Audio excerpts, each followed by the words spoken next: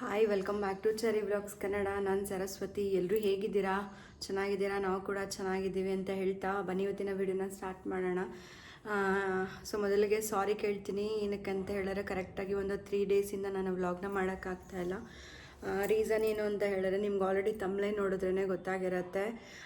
So ಹೌದು, ರಘುನ ಇದ್ದಕ್ಕಿದ್ದಂಗೆ ನಾವು ಹಾಸ್ಪಿಟಲೈಸ್ ಮಾಡಬೇಕಾಯ್ತು. ಸೊ ಅವ್ರಿಗೇನಾಯಿತು ಏನು ಅಂತ ಹೇಳಿದ್ರೆ ಟ್ಯೂಸ್ಡೇ ಆಫೀಸಿಂದ ಬಂದರು. ಆಫೀಸಿಂದ ಬರಬೇಕಾದ್ರೆ ಅವ್ರಿಗೆ ಚಳಿ ಸ್ಟಾರ್ಟ್ ಆಗೋಗ್ಬಿಟ್ಟಿತ್ತು. ಯಾಕಂದರೆ ಸ್ವಲ್ಪ ಇವಾಗ ವೆದರ್ ಕೂಡ ತುಂಬಾ ಕೂಲ್ ಇದೆ. ಸೊ ಬರೋಷ್ಟರಲ್ಲಿ ಫುಲ್ ಈ ಕಡೆ ಸ್ವಲ್ಪ ಫಾರೆಸ್ಟ್ ಇರೋದ್ರಿಂದ ಗಾಳಿ ಜಾಸ್ತಿ ಮತ್ತು ಥಂಡಿ ಜಾಸ್ತಿ ಇರುತ್ತೆ. ಸೊ ಬರ್ತಿದ್ದಂಗೆ ಫುಲ್ ಕೋಲ್ಡ್ ಆಗೋಗ್ಬಿಟ್ಟಿತ್ತು, ಅಂದರೆ ನಡಕ್ತಾ ಇದ್ರು. ಸೊ ಬಂದಮೇಲೆ ಸ್ವಲ್ಪ ಕಾಫಿ ಮಾಡಿಕೊಟ್ಟೆ, ಕುಡಿದ್ರು. ಸ್ವಲ್ಪ ರೆಸ್ಟ್ ಮಾಡ್ತೀನಿ, ತುಂಬ ಚಳಿ ಆಗ್ತಿದೆ ಅಂತ ಹೇಳಿದ್ರು. ಸರಿ ಆಯಿತು, ಕಾಫಿ ಎಲ್ಲ ಮಾಡಿಕೊಟ್ಟೆ, ಮಲ್ಕೊಂಡ್ರು ಸ್ವಲ್ಪ ಹೊತ್ತು. ಅದಾದಮೇಲೆ ಊಟ ರೆಡಿ ಆಯಿತು, ಊಟ ಮಾಡಿ ಹೇಳಿ ಅಂತ ಹೇಳಿದೆ. ಊಟನೂ ಆಯಿತು. ಸೊ ಊಟನೂ ಕರೆಕ್ಟಾಗಿ ಮಾಡಲಿಲ್ಲ ಅಷ್ಟೊತ್ತಿಗಾಗಲೇ ಅವ್ರಿಗೆ ಸ್ವಲ್ಪ ಸ್ಟಮಕ್ ಅಪ್ಸೆಟ್ ಥರನೂ ಆಗಿತ್ತು. ಸೊ ಊಟ ಮಾಡಿ ಮಲ್ಕೊಂಡು ಒಂದು 11:45 12 ಆಗಿತ್ತು. ಸೊ ಅವ್ರಿಗೇನಾಯಿತು, ವಿಪರೀತ ಚಳಿ ಜಾಸ್ತಿನೇ ಆಯಿತು, ಕಂಟ್ರೋಲೇ ಮಾಡೋಕ್ಕಾಗ್ತಾ ಇರಲಿಲ್ಲ. ನಿಯರ್ಲಿ ಒಂದು 2-3 ಬ್ಲ್ಯಾಂಕೆಟ್ನ ಡಬಲ್ ಫೋಲ್ಡ್ ಮಾಡಿ ಹಾಕಿದ್ರು. ಅವ್ರಿಗೆ ಚಳಿ ಕಂಟ್ರೋಲ್ ಮಾಡ್ಕೊಳ್ಳೋಕ್ಕೆ ಆಗ್ತಿರ್ಲಿಲ್ಲ. ಫುಲ್ ಕೈಯೆಲ್ಲ ಉಜ್ಜಿ, ಕಾಲೆಲ್ಲ ಉಜ್ಜಿ, ಸ್ವಲ್ಪ ವಿಕ್ಸ್ ಎಲ್ಲ ಹಚ್ಚಿದ್ರು. ಗಾಳಿ ಬಂತು ಅಂದರೆ ಚಳಿ ಜಾಸ್ತಿ, ಫುಲ್ಲು ಬಾಡಿ ಫುಲ್ ವೈಬ್ರೇಟ್ ಆಗ್ತಾಯಿತ್ತು. ಸೊ ಅದಾದಮೇಲೆ ಸರಿ ಚಳಿ ಮಳೆಯಲ್ಲೇ ನೆನ್ಕೊಂಡು ಬಂದಿದ್ದಾರೆ, ಮತ್ತು ವೆದರ್ ಈ ಥರ ಇದೆ, ಸರಿ ಹೋಗುತ್ತೆ ಅಂತ ಹೇಳ್ಬಿಟ್ಟು ನಾನು ಸ್ವಲ್ಪ ಹೊತ್ತು ರಿಲ್ಯಾಕ್ಸ್ ಆಗಲಿ ಅಂತ ಹೇಳಿ ಅಷ್ಟೊತ್ತಿಗೆ ಚರಿನೂ ಎದ್ಬಿಟ್ಟು ಅವನಪ್ಪ ನರಳ್ತಿದ್ದು ನೋಡಿ ಅವನ ಕೈಲೂ ಮಲ್ಕೊಳ್ಳೋಕ್ಕಾಗಲಿಲ್ಲ. ಅವನು ಎದ್ಬಿಟ್ಟ. ಸರಿ ಅಂತ ಹೇಳ್ಬಿಟ್ಟು ನಾನು ಬ್ಲ್ಯಾಂಕೆಟೆಲ್ಲ ಒದಿಸ್ಬಿಟ್ಟು ನಾನು ಪಕ್ಕದಲ್ಲೇ ಇದ್ದೆ. ಏನಾಗಲ್ಲ, ಸ್ವಲ್ಪ ಚಳಿ ಕಮ್ಮಿ ಆಯಿತು ಅಂದರೆ ಆರಾಮಾಗ್ತೀಯಪ್ಪ, ಮಲ್ಕೊ, ನಿಧಾನಕ್ಕೆ ನಿದ್ದೆ ಮಾಡಿ ಅಂತ. ಬಟ್ ಅವ್ರ ಕೈಲಿ ಆಗ್ತಿಲ್ಲ, ಫುಲ್ಲು ನಡಕ್ತಾ ಇದ್ದಾರೆ. ಆಮೇಲೆ ಏನಾಯಿತು ಅಂತ ಹೇಳಿದ್ರೆ ವಾಮಿಟ್ ಸ್ಟಾರ್ಟ್ ಆಯಿತು. ಚಳಿ ಕಂಟ್ರೋಲ್ ಆಗ್ತಾಯಿಲ್ಲ, ಅದ್ರ ಜೊತೆಗೆ ವಾಮಿಟು. ರವೆ ರೊಟ್ಟಿ ಮಾಡಿದ್ದೆ, ರವೆ ರೊಟ್ಟಿ ತಿಂದರು. ಸೊ ಅದೇನಾಯಿತು ಅಂದರೆ ಡೈಜೆಷನ್ ಆಯಿತೋ ಇಲ್ವೋ ಗೊತ್ತಿಲ್ಲ. ಸೊ ವಾಮಿಟ್ ಸ್ಟಾರ್ಟ್ ಆಯಿತು, ಚಳಿ, vomit, back to back vomit. ಅದಾದಮೇಲೆ ಡಿಸೆಂಟ್ರಿ ಸ್ಟಾರ್ಟ್ ಆಗೋಯಿತು. ಸೊ ನನಗೆ ವಿತಿನ್ ಒಂದು 1/2 hour 1 hourಗೆ ಮನುಷ್ಯ ಎಷ್ಟು ಚೆನ್ನಾಗಿದ್ರು, ಒಂದು 1/2 hourಗೆಲ್ಲ ಫುಲ್ ಸುಸ್ತು ಮಾಡಾಕ್ಬಿಡ್ತು.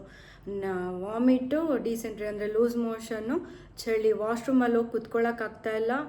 ನೀರೇನಾದ್ರು ಸೋಕ್ತು ಅಂದರೂ ಕೂಡ ತುಂಬ ಚಳಿ ಸ್ಟಾರ್ಟ್ ಆಯಿತು. ಸೊ ಇದೆಲ್ಲ ಮುಗಿಯೋಷ್ಟರಲ್ಲಿ ಆಲ್ಮೋಸ್ಟ್ ಒಂದು 12:30 1 ಮಿಡ್ನೈಟ್ ಆಯಿತು.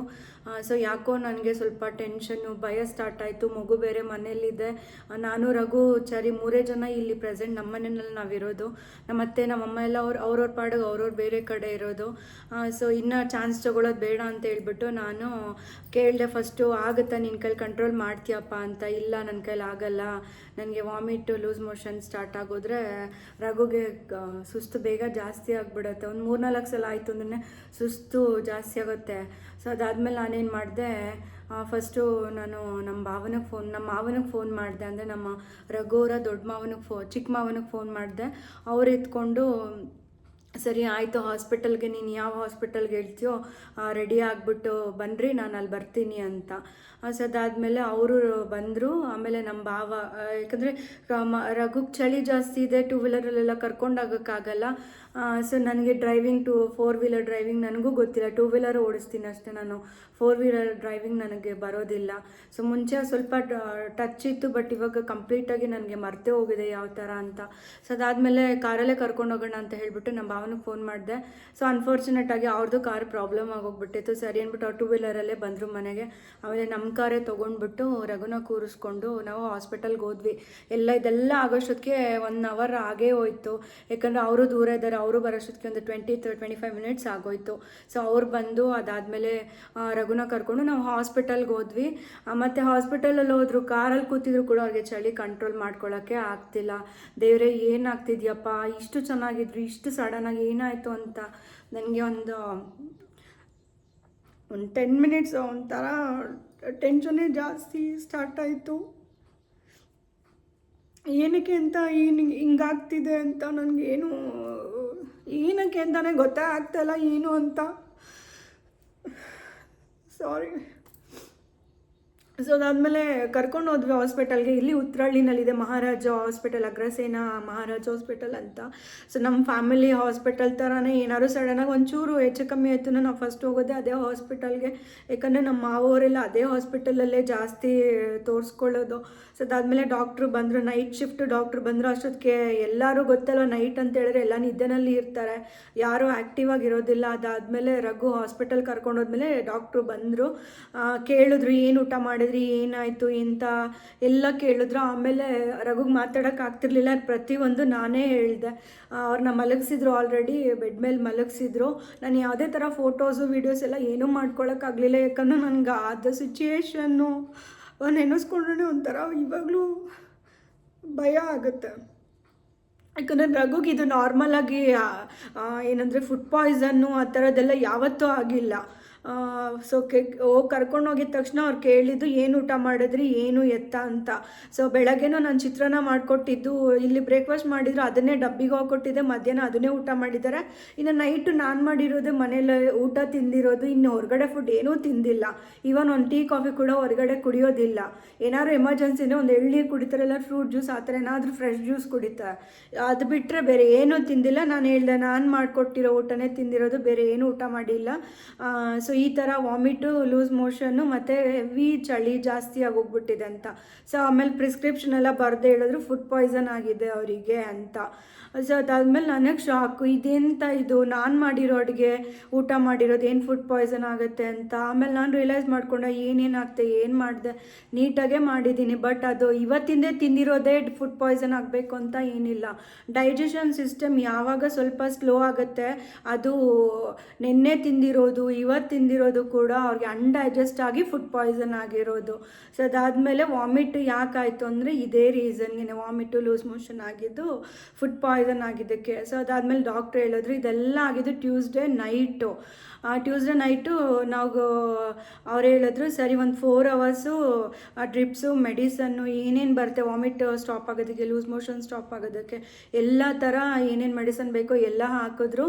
ವಿತಿನ್ 1 hour 1.5 hour ಒಳಗಡೆ ರಘುಗೆ ರಿಲ್ಯಾಕ್ಸ್ ಆಯಿತು. ಅವರು ಮಲ್ಕೊಂಡ್ರು, ನಿದ್ದೆ ಮಾಡಿದ್ರು. ಒಂದು 4:30-5 ಗಂಟೆ ಬೆಳಗಿನ ಜಾವದವರೆಗೂ ನಿದ್ದೆ ಮಾಡಿದ್ರು. ಆಮೇಲೆ ಡಾಕ್ಟ್ರ್ ಹೇಳಿದ್ರು ಇಲ್ಲ ಅವರು ಆರಾಮಾಗಿದ್ದಾರೆ, ಇವಾಗ ಮೆಡಿಸಿನ್ ಕೊಟ್ಟಿರೋದ್ರಿಂದ ಆರಾಮಾಗಿದ್ದಾರೆ. ಸಪೋಸ್ ಮತ್ತೆ ಏನಾದರೂ ಲೂಸ್ ಮೋಷನು ವಾಮಿಟ್ ಸ್ಟಾರ್ಟ್ ಆಯಿತು ಅಂದರೆ ಮತ್ತೆ ನೀವು ಬರಬೇಕಾಗತ್ತೆ, ಇವಾಗೇನು ಹಾಸ್ಪಿಟಲೈಸ್ ಆಗೋದು ಬೇಡ ಅಂತ ಹೇಳಿದ್ರು.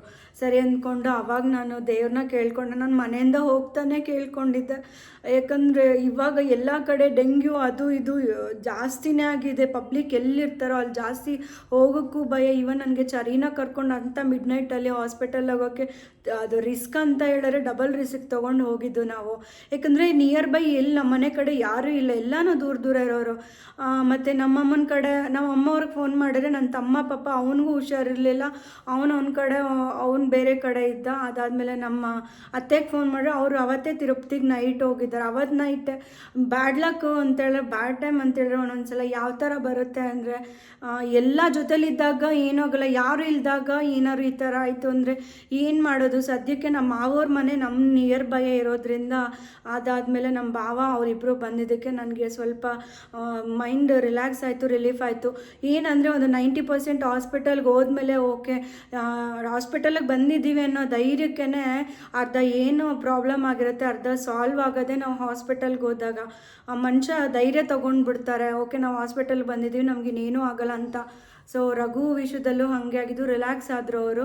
1-2 hour ನಿದ್ದೆ ಕೂಡ ಮಾಡಿದ್ರು. ಆಮೇಲೆ 4:30-5 ಗಂಟೆಗೆಲ್ಲ ಆರಾಮಾಯಿತು. ಸೊ 6 ಗಂಟೆವರೆಗೂ ನಾವು ರಿಸ್ಕ್ ತೊಗೊಳ್ಳೋದು ಬೇಡ ಅಂತ ಅಲ್ಲೇ ಇದ್ಬಿಟ್ಟು ಆಮೇಲೆ ಡಾಕ್ಟ್ರನ್ನ ಕೇಳ್ಕೊಂಡ್ವಿ, ಏನು ಸರ್ ಇದು ಏನು ಮತ್ತೆ ಈ ಥರ ಏನಾದ್ರು ಆಗುತ್ತಾ ಅಂತ. ಆಮೇಲೆ ಏನಿಲ್ಲ, ಆರಾಮಾಗಿದ್ದಾರೆ, ನೀವು ಹೋಗಿ ಇವಾಗ. ಸಪೋಸ್ ಆಯಿತು ಅಂದರೆ ಅದು ಕೈಯಲ್ಲಿ ಹಾಕಿದ್ದು ಆ ಡ್ರಿಪ್ಸದ್ದು ಅದೆಲ್ಲ ಏನು ಬರುತ್ತೆ ಅದೆಲ್ಲ ನೀಡಲ್ ಅದೆಲ್ಲ ಏನೂ ರಿಮೂವ್ ಮಾಡಿರಲಿಲ್ಲ ಅವರು. ಸಪೋಸ್ ಬೈ ಚಾನ್ಸ್ ಆಯಿತು ಅಂದರೆ ಮತ್ತೆ ನೀವು ರಿಟರ್ನ್ ಬರಬೇಕಾಗತ್ತೆ, ಮತ್ತೆ ಅದೆಲ್ಲ ಪ್ರಿಕ್ ಮಾಡೋದು, ಬ್ಲೀಡೆಲ್ಲ ಜಾಸ್ತಿ ಆಗಿಬಿಡುತ್ತೆ ಅಂದ್ಬಿಟ್ಟು ಅವ್ರು ಅದನ್ನೇ ಹಾಕಿ ಕಳಿಸಿದ್ರು ಮನೆಗೆ. 6 ಗಂಟೆಗೆ ನಾವು ಮನೆಗೆ ಬಂದ್ವಿ. ಸೊ ಅದಾದಮೇಲೆ ಲೈಟಾಗಿ ಒಂದು ದಿನ ಪೂರ್ತಿ ಅಂದರೆ ವೆಡ್ನಸ್ಡೇ ನೈಟ್ವರೆಗೂ ಅವ್ರಿಗೆ ಹೊಟ್ಟೆ ನೋವು, ಸ್ವಲ್ಪ ಲೂಸ್ ಮೋಷನ್ ಎಲ್ಲ ಹಂಗೆ ಇತ್ತು. ಅಂದರೆ ವಾಮಿಟ್ ಒಂದು ಕಮ್ಮಿ ಆಗಿತ್ತು, ಅದೊಂದು ಧೈರ್ಯ, ಚಳಿ ಕಮ್ಮಿ ಆಯಿತು.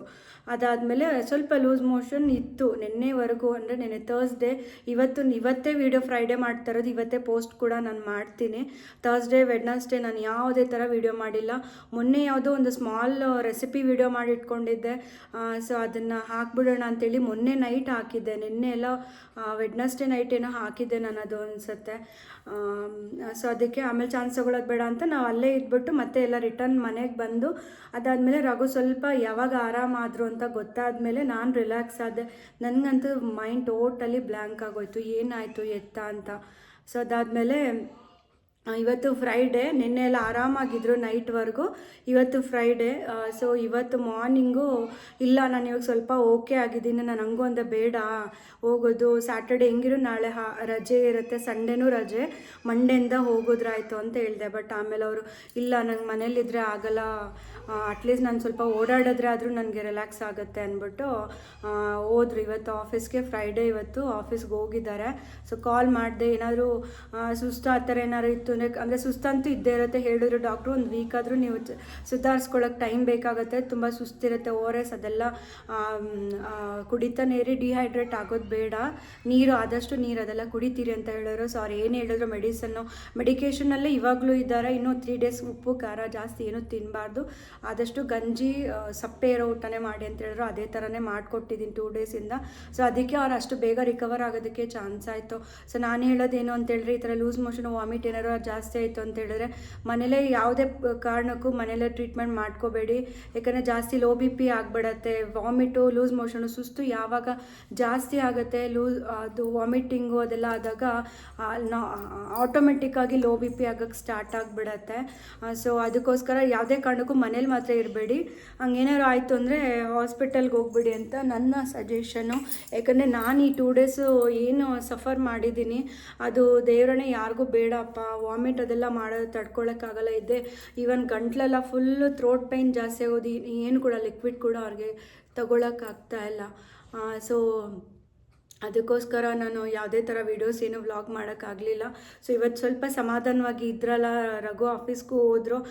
ಸೊ ನಾನು ಒಂದ್ಸಲ ನಿಮ್ಮ ಹತ್ರ ಮಾತಾಡ್ದಂಗೆ ಆಲ್ಮೋಸ್ಟ್ ನಾನು 1 ವೀಕಿಂದ ಇಂಟ್ರೊಡಕ್ಷನ್ ವೀಡಿಯೋ ಕೂಡ ನಾನು ಮಾಡಿಲ್ಲ. ಏನಾದ್ರು ಚೇಂಜಸ್ ಇರಲಿ ಅಂತ ಒಳ್ಳೆ ಕಂಟೆಂಟ್ ಇರೋ ವೀಡಿಯೋಗಳು ಮಾಡೋಣ ಅಂತ ಹೇಳ್ಬಿಟ್ಟು ನಾನು ವಿತೌಟ್ ಇಂಟ್ರೊಡಕ್ಷನ್ ವೀಡಿಯೋನೇ ಮಾಡ್ತಾಯಿದ್ದೆ.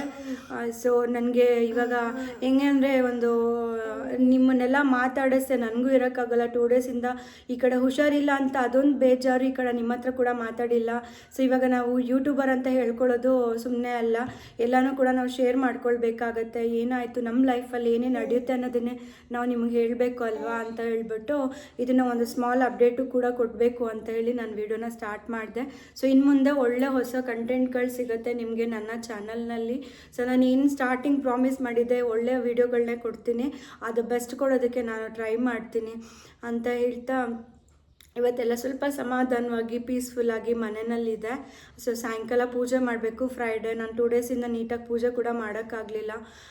ಸೊ ಟೇಕ್ ಕೇರ್ ಮಾಡೋದೇ ಸ್ವಲ್ಪ ಕಷ್ಟ. ಈವನ್ ಮಗು ಇದೆ, ಅದಾದಮೇಲೆ ಪೇಷಂಟ್ ಇರೋ ಮನೆ ತುಂಬ ಕಷ್ಟ ಇರುತ್ತೆ.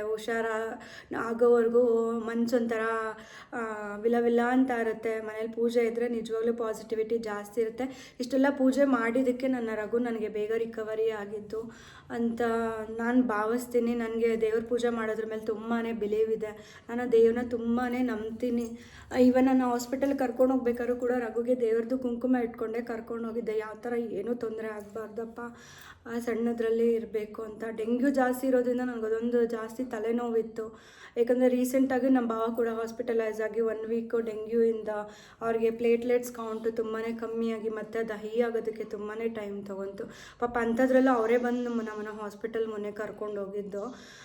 ಸೊ ಅದೊಂದು ಭಯ ಇತ್ತು, ಇದೇನಪ್ಪ ಅಣ್ಣನಿಗೆ ಮೊನ್ನೆ ಈ ಥರ ಇತ್ತು, ಇವತ್ತು ಈ ತಮ್ಮನಿಗೆ ಈ ಥರ ಪ್ರಾಬ್ಲಮ್ಮು, ಯಾಕೆ ನಮ್ಮ ಫ್ಯಾಮಿಲಿಗೆ ಈ ಥರ ಆಗಬೇಕು ಅಂತ ನಾನು ಸಖತ್ ಭಯ ಬಿದ್ದೆ. ಸೊ ಅದಾದಮೇಲೆ ಫೈನಲಾಗಿ ಡಾಕ್ಟ್ರೇ ಹೇಳಿದ್ದು ಸಮಾಧಾನ ಆಗಿ ಒಂದು 3-4 ದಿನ ರೆಸ್ಟ್ ಮಾಡಿದ್ರೆ ಆಯಿತು, ಆರಾಮಾಗ್ತಾರೆ ಅವರು ಅಂತ. ಸೊ ಫೈನಲಾಗಿ ರಘು ಆರಾಮಾಗಿದ್ದಾರೆ, ಇವತ್ತು ಆಫೀಸ್ ಕೂಡ ಹೋಗಿದ್ದಾರೆ. ಸೊ ನನಗೆ ಒಂಥರ ಪೀಸ್ಫುಲ್ ಅನ್ನಿಸ್ತು. ಅದಕ್ಕೆ ನಿಮ್ಮ ಹತ್ರ ಮಾತಾಡ್ಬಿಡೋಣ ಈ ವಿಷಯನ. ಏನಕ್ಕೆ ವಿಡಿಯೋ ಹಾಕಿಲ್ಲ ಅನ್ನೋದು ನಿಮಗೊಂದು ಕ್ಲಾರಿಟಿ ಇರಬೇಕಲ್ವ, ಅದಕ್ಕೋಸ್ಕರ ನಾನು ವಿಡಿಯೋ ಸ್ಟಾರ್ಟ್ ಮಾಡಿದೆ. ಸೊ ಇದೊಂದು ಇನ್ಫಾರ್ಮೇಟಿವ್ ವಿಡಿಯೋ. ಎಲ್ಲ ಕಡೆ ಡೆಂಗ್ಯೂ ಜಾಸ್ತಿ ಇದೆ, ಪಬ್ಲಿಕಲ್ಲಿ ಜಾಸ್ತಿ ಇರಬೇಡಿ, ಮತ್ತು ಆದಷ್ಟು ಬಿಸಿ ನೀರು ಕುಡೀರಿ, ಶಾಖವಾಗಿರಬೇಕು ಬಾಡಿ ಅಂತ ಹೇಳಿದ್ದಾರೆ ಡಾಕ್ಟರು. ಥಂಡಿರೋದ್ರಿಂದ ಜಾಸ್ತಿ ಸ್ಕಾಫು, ಸಾಕ್ಸ್ಗಳು, ಸ್ವೆಟರ್ ಅದೆಲ್ಲ ಯೂಸ್ ಮಾಡಿ ಅಂತ ಹೇಳಿದ್ರು. ಸೊ ಆದಷ್ಟು ನಾನು ಮಗು ಥರನೇ ಟ್ರೀಟ್ ಮಾಡಿದೆ 2 ಡೇಸಿಂದ ರಘು ಕೂಡ ಥ್ಯಾಂಕ್ಸ್ ಅಂತ ಹೇಳ್ತಾನೆ ಇದ್ದರು.